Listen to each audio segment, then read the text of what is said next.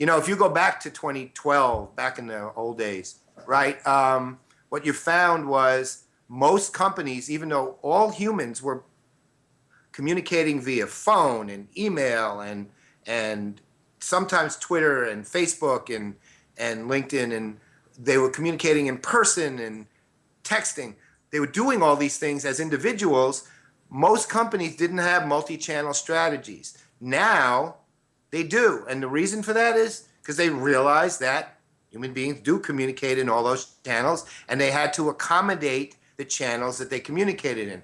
The smartest of the companies over the last 10 years have done one thing different than the other ones who just might have broad channel strategies, which is they prioritized the channels that they needed to prioritize. So what's happened now is those companies have an ecosystem that the customers are fully participating in. In other words, the other thing it brought, which was different than you would probably expect, is that what we defined as return on investment changed a bit over those 10 years. Profitability is still a necessary part of a company's success, obviously. Would I say customer centricity was the only reason it brought it that? No. Would I say it's one of the reasons profitability was one of the returns that they got? Yes. There were the usual other things that would do it, cost efficiencies and things like that. But all in all, customer centricity has had a beneficial effect for companies because it brought them some 1, 2, 3, 5, whatever of the objectives that they set out when they developed a customer-centric strategy. Profitability is only one of them. The trend that started back in the day, that started 12 years ago or so, about 2000, co-creation, that's what we're going to see the increasing evolution of. That still, I would say, is not the single most prevalent thing. We've seen more of it, certainly.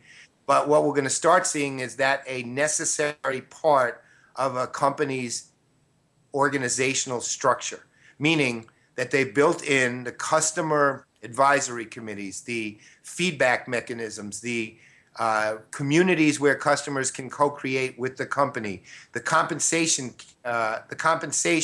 the analytics, everything they need to actually improve on products, services, and tools that the company will create to benefit the customer, but the customer's involvement will be much, much greater broadly than it's been to date. All employees of a company are empowered to deal with customers, where in the past it was usually customer service reps had a specific way they dealt with them and that was it, or salespeople dealt with them a specific way. Now we're talking about every employee of a company actually being empowered to deal with customers and have specific things that they can offer, protocols that they can utilize, compensation that's associated with that, and that and their interaction with customers is where social business shines.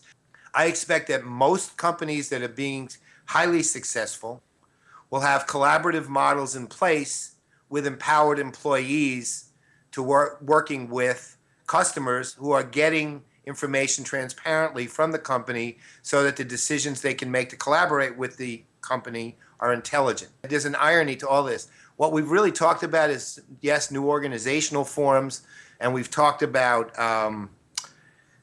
transparency and so on, but the real thing is you do the right thing by the customer has always been the foundation for all of this anyway. The customer's experience is still the foundation. Nothing changed there ever, right? And how it gets consumed has changed, but not what it is. If companies continue to actually query the customer so that they can understand what the customer needs to have that experience, that's what the measure, so to speak, they have to take. In other words, they have to do the right thing by the customer, which is never changing and never will. There's one foundation you can always remember when it comes to CRM.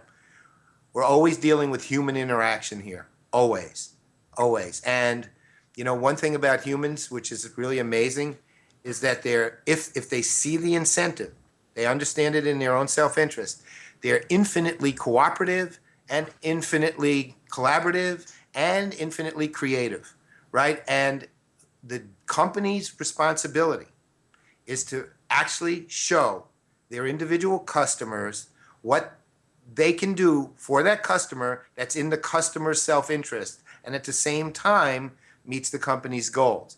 The customer doesn't care about the company's goals. The customer only wants to know what's in their self-interest. The company has to care about the company's goals, which will regulate what they offer the customer. You do all of that, regardless of what channels you're using, what year this is, it really doesn't matter. You do that and the customer will stay with you and the customer will continue to benefit your company and get benefit from it. Simple as that.